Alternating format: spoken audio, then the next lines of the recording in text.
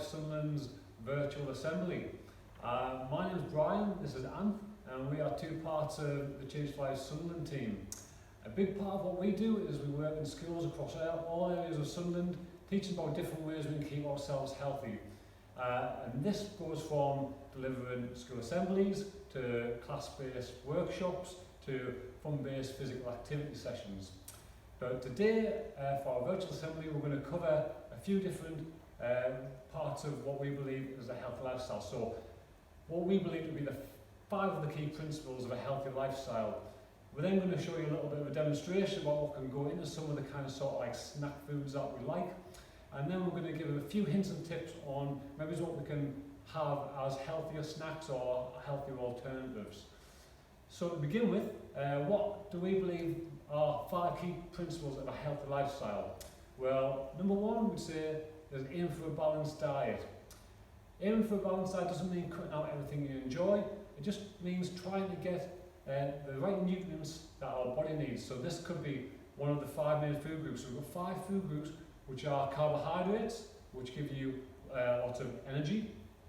We've got fruit and vegetables, which provide you with lots of vitamins and minerals. We have protein foods, which are very good for helping our muscles to grow and repair themselves. We also have dairy foods, which provide us with calcium, which is very good for strengthening our bones and our teeth. And then our last food group is kind of healthy fats, if you like. So this would be things like olive oil, low-fat spreads for sandwiches and things like that. This provides us with a bit of insulation and a little bit of energy as well. So they would be our 5 main food groups.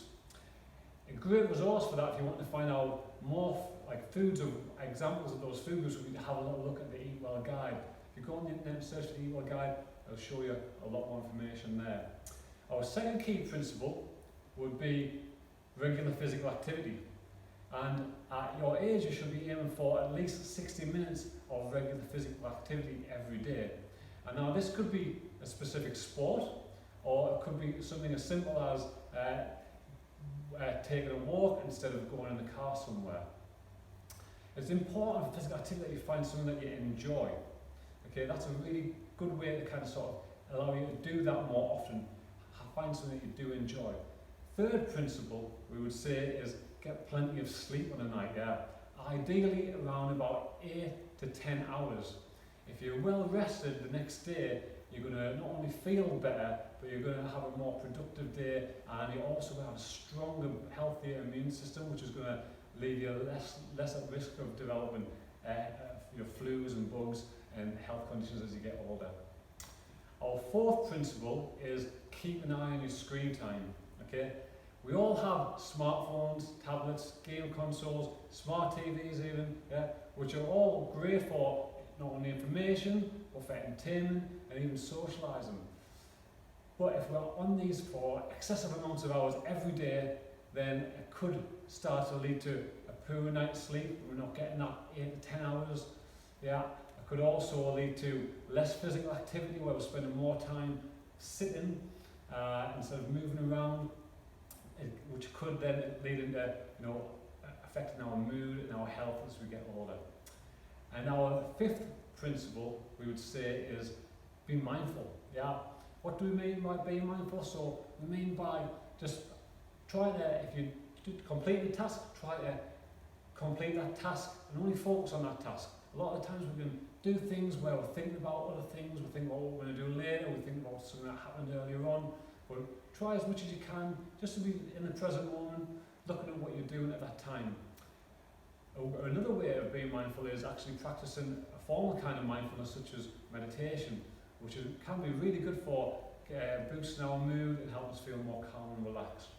So they will be our 5 key principles of a healthy lifestyle: balanced diet, physical activity, plenty of sleep, not too much screen time, and being mindful. If we are thinking about those elements on a daily basis when we're making our choices, hopefully as we get older we should feel healthier and live healthier lives. Now, we are allowed a little bit of a treat every now and then as well, so that's absolutely fine. So the next part of the seminar I'm going to pass you over to Anne, who's going to show you a thing or two about what goes into some of our snacks and drinks and that sort of thing. Okay guys, yeah, like Brian says, we do like a treat now and again, okay? So we're going to have a little look and see how much sugar sometimes goes into our favourite kind of treats or foods, drinks, things like that. So we've picked two examples. We've picked a can of Fizzy Pop, yeah, whether it be a cola or an orange or a lemony drink, yeah. Can of pop, okay? We also like a chocolate bar. Have a little think now, a few seconds, to the person next to you, how many teaspoons of sugar might go into each of these foods, okay? Just a few seconds there, have a quick guess, and I'll show you, okay? So, if we're talking about a Fizzy Pop, we're talking about 9 teaspoons, okay? So 9 teaspoons go into a can of Fizzy Pop. So we'll have a look at what that looks like and see what you think, okay? So, 1, 2, 3, 4, 5, 6, 7, and 9. So there's 9 teaspoons of sugar going in there, a can of Fizzy Pop, okay? Just your normal regular size.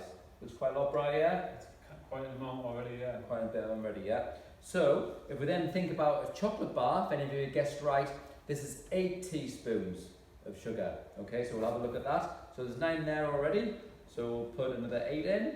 So, 1, 2, 3, 4, 5, 6, 7, and 8. Okay, so that's how much sugar will be going into a can of Fizzy Pop and a chocolate bar. Look quite a lot, yeah? That's a lot, yeah, absolutely. Yeah. So that's just about halfway, even just over halfway, or half of the glass full of sugar, okay? And the implications of having that much sugar, you already think about yourselves, but you could affect your teeth, it could rot the teeth, it could cause cavities, holes, you have to visit the dentist quite a bit. But further down the line, it might cause things like, when you're a little bit older, things like blood conditions like diabetes, okay? Problems with the heart, maybe in the future, okay? You might pop on a few more pounds over time, okay? You might feel sluggish, your concentration, your energy levels might dip a little bit as well, okay? So having too much sugar in your diet on a daily basis might have those kind of effects, okay?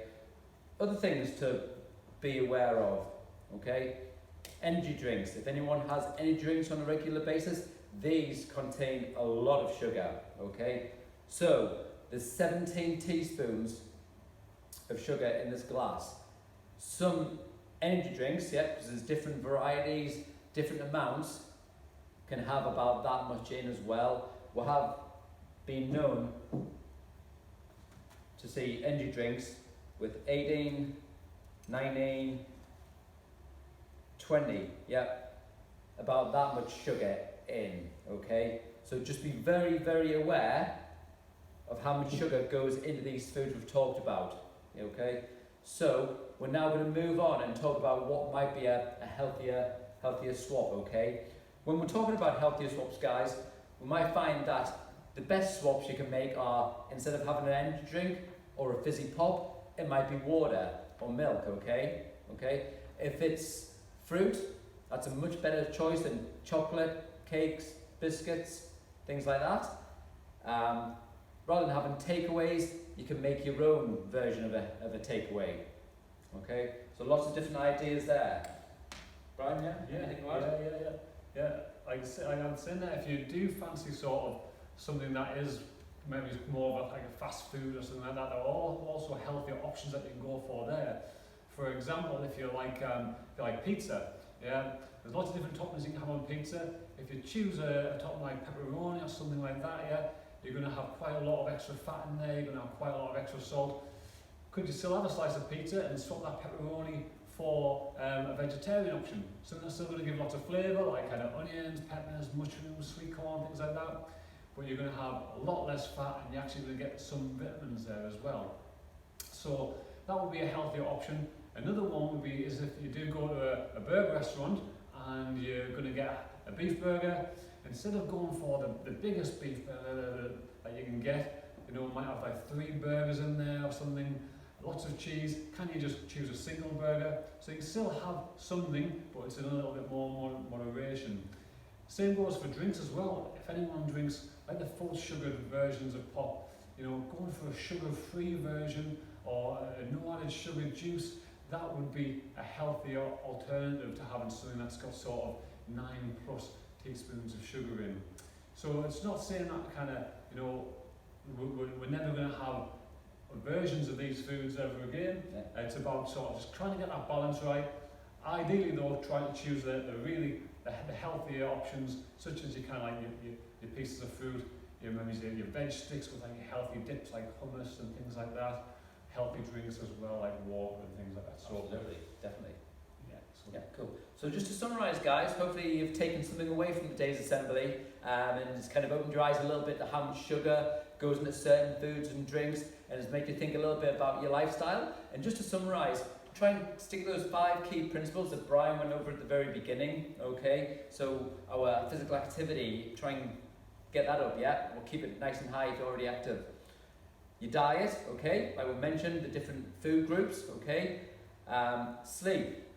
Remember to focus on that sleep, getting plenty of sleep per night so you can perform well at school and in your sports activities, okay? And be mindful, okay? Not spending too long on screen time, but be mindful of everyone or those around you, your environment, people, places, everything that surrounds us, okay? We hope you've enjoyed it and taken a little bit away from it, and hopefully we will see you soon in a classroom workshop where we can actually go into everything we've talked about in a bit more detail. But for today, thank you. thank you everyone.